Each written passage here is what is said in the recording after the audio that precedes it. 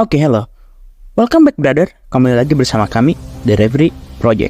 Di video kali ini, kita akan membahas chapter 3 dari manga Kagurabachi. Judul dari chapter ini adalah Eyewitness, atau dengan kata lain adalah saksi mata. Kenapa judul ini Eyewitness? Mari kita simak pembahasannya. Oke, pada pembukaan chapter, kita akan bertemu dengan karakter baru, yaitu seorang perempuan seperti seorang resepsionis dari sebuah tempat tukaran informasi dan tempat mencari pekerjaan para penyihir atau mungkin yakuza. Nama gadis yang bertugas di sebagai penghubung penyihir dan para yakuza ini adalah Hinao. Setting awal dari chapter ini yaitu 3 tahun yang lalu, ketika Shiba pertama kali datang dengan membawa Chihiro. Hinao bertanya, apakah ini pertama kali datang ke Tokyo, dan menjelaskan situasi Jepang yang memang ikonik sebagai para pengguna katana.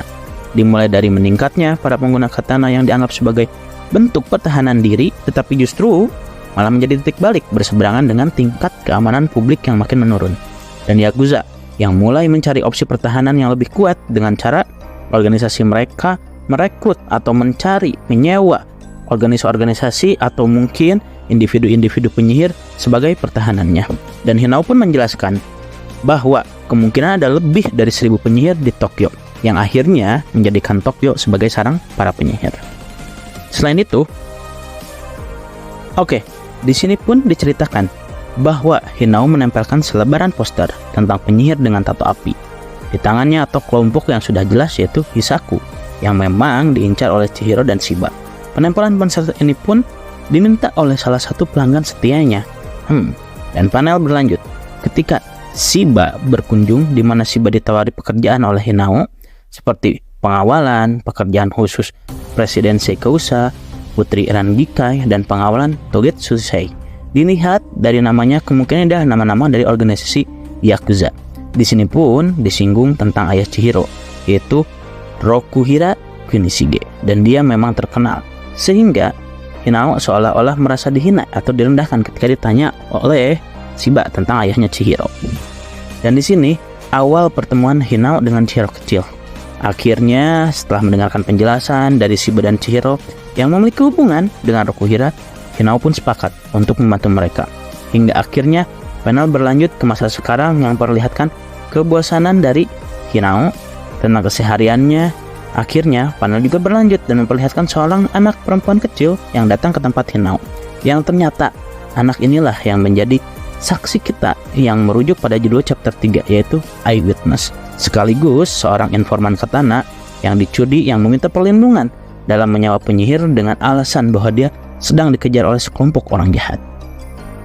Ketika mengetahui bahwa saksi mata tersebut hanya seorang bocah perempuan, awalnya Chihiro dan Shiba merasa diprank oleh bocil tersebut dan marah terhadap Hinao. Tetapi Hinao berkata bahwa kalian meminta informasi sekecil apapun, sehingga dia memberikan informasi itu walau hanya dari seorang bocah kecil.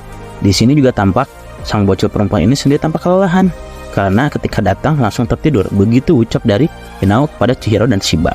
Tapi ketika dia tertidur, dia mengigau, mengatakan Kudanil dan pembelahan sel. Ini yang membuat menarik. Selain pembahasan tentang mimpinya, dan ketika terbangun, walaupun disinggung awal bangunnya dikarenakan mimpi buruk oleh paman Shiba, tetapi hal yang jangan terlihat di panel ini. Jika kita jeli, kenapa ketika Shiba dan Chihiro datang, dia tiba-tiba langsung terbangun dengan mata yang langsung membuka atau terbelalak? Apakah karena dia mempunyai insting yang kuat terhadap aura dari kekuatan para penyihir, atau insting kuat terhadap katana sihir? Panel pun berlanjut ketika Shiba bertanya tentang alasan dia dikejar, di mana rumahnya, dan di mana orang tuanya. Anak ini hanya bisa menjawab tidak memiliki rumah, dan selebihnya dia terdiam. Di sini diperlihatkan perbedaan dari Chihiro dan Shiba.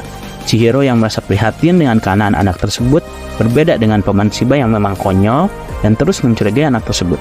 Chihiro pun menawari dan mengajak makan anak tersebut, dan kita diperlihatkan sifat anak ini yang sebenarnya yang memang khas seperti anak kecil sebayanya, seperti memilih menu yang memang langsung dia suka, berbicara dengan ceplas-ceplos, ya layaknya seperti orang anak kecil. Panel berlanjut. Shiba yang sedang membayangkan dan berpikir juga menjelaskan selain keahliannya, ternyata Chihiro pun pandai dalam hal mengurus orang atau dalam pekerjaan rumah. Itu terlatih karena memang sifat ayahnya yang memang bermalas-malasan. Ketika sedang berada di sebuah restoran, Chihiro pun menanyakan siapa nama bocil tersebut. dan dia menjawab namanya adalah Saru, dan Chihiro setelah makan berkata akan membawa Saru ke panti asuhan. Tetapi seolah enggan dengan penawaran Chihiro, dan Saru hanya ingin bersama Chihiro dengan harapan mendapatkan perlindungan dari Chihiro. Chihiro pun berkata bahwa tempat yang tadi dia kunjungi, yaitu tempat Hinao, bukan tempat untuk anak seperti dia bermain-main, tapi anak seperti dia seharusnya bermain dengan anak seumurannya atau sebayanya. Tak lama setelah itu, Chihiro pun menanyakan alasan dia dikejar. Tetapi masih dengan respon yang sama, anak itu tidak menjawab. Dan hanya ada satu jawaban yang dia ucapkan dengan alasan dia takut dan melihat katana yang bisa mengeluarkan awan. Sontak, di sini Chihiro pun kaget karena salah satu kekuatan katana yang dicuri adalah memang bisa mengeluarkan awan. Hingga akhirnya, sebelum ada keraguan pada Saru, malah sekarang berbalik menjadi suatu kepercayaan. Saru pun berkata bahwa orang yang membawa katana tidak hanya sendirian. Ketika ditanya oleh Chihiro bahwa apakah orang yang membawa katana tersebut sendirian, dan dalam panel terjadi keributan antara pelanggan dengan sang pelayan di sana, yaitu ketika sang pelayan menanyakan apakah akan memesan suatu makanan tapi tidak terus dijawab. Akhirnya sang pelanggan itu menusukkan sumpit ke leher sang pelayan. Sontak semua terjadi keributan di dalam restoran tersebut. Dan ternyata tak lain dan tak bukan, seorang pelanggan tersebut adalah seorang penyihir. Dengan mengucapkan mantra Furaku, dia mengeluarkan sebuah boneka Jepang atau boneka Daruma yang akhirnya meledak sebelum Chihiro akan bertindak untuk menebas penyihir tersebut. Hingga akhirnya membuat Chihiro terhempas, keluar dan terlempar oleh ledakannya. Kekuatan yang diperlihatkan juga selain boneka Daruma yang dapat menimbulkan ledakan, dia memperlihatkan jaring hitam di tangannya untuk menangkal Saru. Dan akhirnya panel diakhiri dengan pose Chihiro dalam keadaan siap bertempur atau dalam battle pace-nya dan berkata, "Baiklah, maju sini," dengan siap-siap akan mencabut pedangnya. Selain itu, di akhir panel juga ada catatan dari editor manganya. Satu adalah tempuran antar penyihir, dan yang kedua adalah apa kekuatan pedang sihir tersebut. Oke, selanjutnya misteri dari chapter ini. 1. Siapakah pelanggan setia yang meminta memasang poster buruan tersebut, yaitu poster buruan yang memasangkan perburuan untuk kelompok organisasi penyihir Hisaku? Dan apakah karakter ini akan bergabung dengan komplotan Chihiro yang memang karakter tersebut mungkin memiliki dendam juga terhadap Hisaku? Yang kedua, nama seperti Sekousa, Ranjikai, Togetsuite yang mungkin dilihat secara disinggung adalah nama-nama dari organisasi Yakuza. Dan akankah ada andil dalam story manganya ini? Yang ketiga, siapa orang jahat atau sekelompok orang yang memang sedang mencari Saru, dan mengapa mengincar bocah sekecil ini? Apakah dia menjadi saksi mata yang lain? Apakah karena memiliki bakat atau kekuatan tertentu?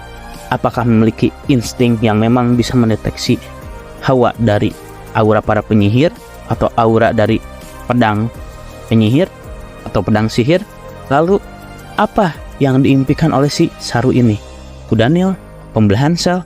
Apakah mungkin adanya suatu percobaan penggabungan sel manusia dengan binatang?